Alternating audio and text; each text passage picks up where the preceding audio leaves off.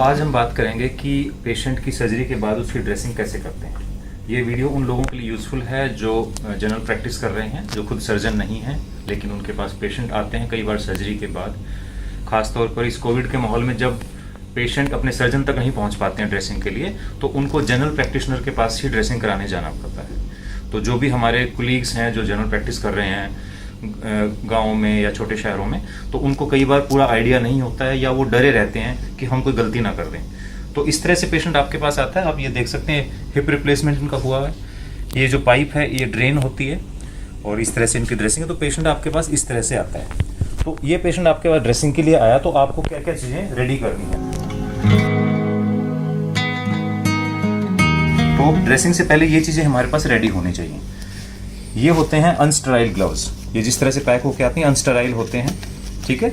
ये होते हैं स्टेराइल ग्लव्स जो ऐसे पैक्ड आते हैं। आपको हमेशा चेक करना है कि चारों तरफ से जो इसकी जो पैकिंग है बिल्कुल इंटैक्ट है। अगर ये कहीं से भी खुला है तो इसका मतलब ये स्टेराइल नहीं है, तो उसको यूज़ ना करें। इस तरह से एक ड्रेसिंग सेट, ये रेडीमेड भी मिलते हैं केमिस्ट के पास अगर आप ड्रेसिंग सेट मांगेंगे, नहीं तो अलग अलग पैड गॉज इस तरह से आपको अलग अलग भी मिल जाता है। हम हॉस्पिटल में काम करते हैं तो हम यहाँ ये ड्रेसिंग सेट एक रेडी करते हैं, जिसको अभी हम खोलेंगे। माइक्रोपोर, ये जो पेपर टेप होती है ये एक ज़रूरी है आपके पास होनी चाहिए। ऑर्थोपेडिक्स में जनरली ये 3 इंच वाली होनी चाहिए। छोटी जो 1 इंच या छोटी आती है उससे काम आपका नहीं चलेगा, तो 3 इंच का पेपर टेप आपके पास होना चाहिए। बीटाडिन जो हर जगह मिलती है। हैंड रब जो आजकल कोविड की वजह से घर घर में मिलता है आपको, ये होना चाहिए। और सलाइन। तो ये बेसिक चीज़ें हैं जो एक ड्रेसिंग के लिए होती है। तो सबसे पहले जब आप ड्रेसिंग खोलेंगे तो आपके पास अनस्टेराइल ग्लव्स होने चाहिए। उसका कारण ये होता है कि पेशेंट जैसे कई बार ब्लड लगा होता है या मतलब ये बेसिकली आपका इन्फेक्शन बचाने के लिए है कि आपको इन्फेक्शन ना हो। तो पहले हम अनस्टेराइल ग्लव्स लेते हैं और पेशेंट की जो टेप लगी होती है, ये एक बड़ा क्रूशियल स्टेप है। जब हम टेप हटाते हैं तो पेशेंट को बहुत दर्द होता है क्योंकि उनके बाल खींचते हैं। तो इसके लिए टेक्निक क्या है कि आप टेप का एक एंड खींचेंगे और दूसरे हाथ से स्किन को दबाते रहेंगे, तो इसलिए इससे पेशेंट को दर्द नहीं होगा। जैसे हमें ड्रेन नहीं निकालनी है तो हम ड्रेन को रिटेन कर रहे हैं अभी, तो ड्रेन को आप बिल्कुल नहीं छेड़ेंगे। तो इस तरह से आप पूरी टेप को हटा देंगे। तो जैसे हमें ड्रेन रिटेन करनी है तो हम ड्रेन को ज़्यादा नहीं पुल करेंगे, हम बाकी जगह से, लेकिन घाव को कहीं भी टच नहीं कर रहे क्योंकि मेरे ग्लव्स अभी अनस्टेराइल हैं, स्टेराइल ग्लव्स नहीं है ये। और आप ये देख सकते हैं ये MIS टेक्निक से हिप रिप्लेसमेंट हुआ है जिसमें कोई स्टिच नहीं है।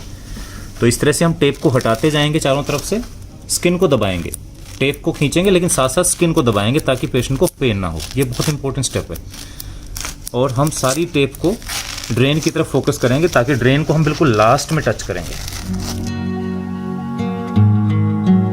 अब ड्रेसिंग हमारी ओपन है और अब हम अनस्टेराइल ग्लव्स के ऊपर स्टेराइल ग्लव्स पहनेंगे। ये ग्लव्स कैसे खोलते हैं एक बार आप देखिए। ये कट यहाँ बना हुआ है तो आपने इस तरह से इसको खींचना है, पूरा खींचना है। और ये पेपर भी स्टेराइल है, तो आप इसको किसी भी सरफेस पर ऐसे रखकर, तो ग्लव्स पहनने का तरीका ये है कि ग्लव्स हमेशा ऐसे फोल्ड होते हैं, तो आपने यहां से पकड़ना है और अब हमने लेफ्ट पहना, इसको यहीं छोड़ दिया, राइट साइड में गए, यहां आप यहां से नहीं पकड़ोगे, यहां इसको आप ऐसे अंदर से ऐसे डालोगे ग्लव्स को और फिर ये ग्लव्स पहनोगे इस तरह से। इस ग्लव्स को पूरा पहन लेंगे, फिर वापस आकर इस फोल्ड को सीधा करेंगे। तो ये ग्लव्स पहनने का सही तरीका है। जब आपने ये ग्लव्स पहन लिए तो आप कुछ भी टच नहीं कर सकते हैं एक्सेप्ट द ड्रेसिंग साइड। तो आपका असिस्टेंट आपकी हेल्प करेगा। तो ड्रेसिंग सेट, तो उसको जब खोलेंगे तो ये जहां भी हाथ लगा रहे हैं मनीष, ये अंदर की तरफ हाथ नहीं लगाएंगे। अंदर सिर्फ मैं हाथ लगाऊंगा क्योंकि मेरे पास स्टेराइल ग्लव्स हैं। तो जो आपके असिस्टेंट हैं वो सिर्फ बाहर की तरफ टच करेंगे।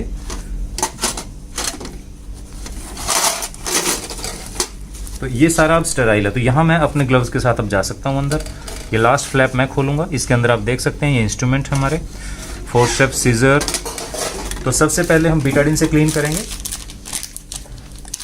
ये हमारे ग्लव्स गॉज इस तरह से पैक्ड आते हैं। कुछ ड्रेसिंग सेट होते हैं उसमें गॉज ऑलरेडी होते हैं, तो हमें गॉज की ज़रूरत पड़ेगी और पैड की ज़रूरत पड़ेगी।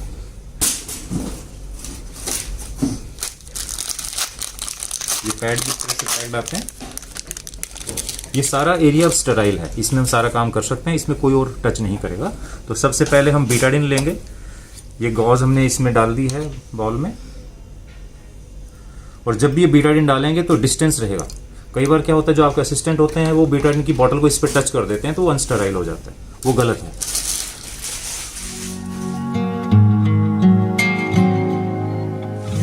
तो सबसे पहले हम बीटाडिन से क्लीन करेंगे। We start from the centre, जहां वुंड है वहां से स्टार्ट करके बाहर की तरफ चलेंगे, उल्टा नहीं करना है, बाहर से अंदर की तरफ नहीं आना है। तो एक सर्कल आप बनाएंगे और ये बाहर की तरफ चलते रहेंगे। ड्रेन साइड को भी क्लीन करेंगे। बीटाडिन को अपना फंक्शन करने में 1 मिनट लगता है, तो बीटाडिन को कम से कम 1 मिनट तक आप यहाँ रहने दें, उससे पहले उसको ड्राई ना करें। ऑलराइट, एक डस्टबिन आपके साथ रहेगा ताकि आप ये जो भी आपके गॉज हैं ये डालते रहें, हमने इधर उधर नहीं डालना है। अभी तो ड्रेन है, लेकिन जब ड्रेन नहीं होता है तो हम वुंड को एक तरफ से प्रेस करके स्क्वीज़ करते हैं दूसरी तरफ, कि अगर कोई कलेक्शन होता है ये इस तरह से हम इसको प्रेस करते हैं ताकि अगर कोई भी ब्लड कलेक्टेड है अंदर तो वो निकल जाता है। इस तरह से करके इस गॉज को दोबारा यूज़ नहीं करेंगे, this will go to the dustbin. अब इम्पोर्टेंट बात, हम एक बार बीटाडिन से कर चुके हैं, इसको ड्राई करना है। तो कई बार क्या करते हैं कि हम इसको डायरेक्ट ड्राई कर देते हैं, लेकिन बीटाडिन को सूखने में काफ़ी टाइम लगता है। अगर आप टेप लगाएंगे तो वो बार बार उखड़ जाएगी। तो उसके लिए बेटर तरीका क्या है कि हम हैंड रब लेंगे इस तरह से। अगेन हम सेंटर से स्टार्ट करेंगे और बाहर की तरफ चलेंगे। जो सर्कल है वो हमेशा बाहर की तरफ चलेगा, अंदर कभी वापस नहीं आना वुंड की तरफ। तो इस तरह से हमने बीटाडिन को क्लीन कर दिया। इसके 2 फायदे हैं कि एक तो पहले हमने बीटाडिन से क्लीन किया, फिर हमने हैंड रब से क्लीन किया, तो डबल एंटीसेप्सिस हो गया है। तो वुंड आपका डबल क्लीन हो गया है। दूसरा, हैंड रब जल्दी सूखता है, तो आपको जब आप ड्रेसिंग की जब टेप चिपकाएंगे लास्ट में तो वो बहुत जल्दी आपकी चिपक जाएगी। तो अब मैं ड्राई कर रहा हूँ, again starting from the centre. अब मैं पेरीफ्री की तरफ जा रहा हूँ, बिल्कुल बाहर की तरफ।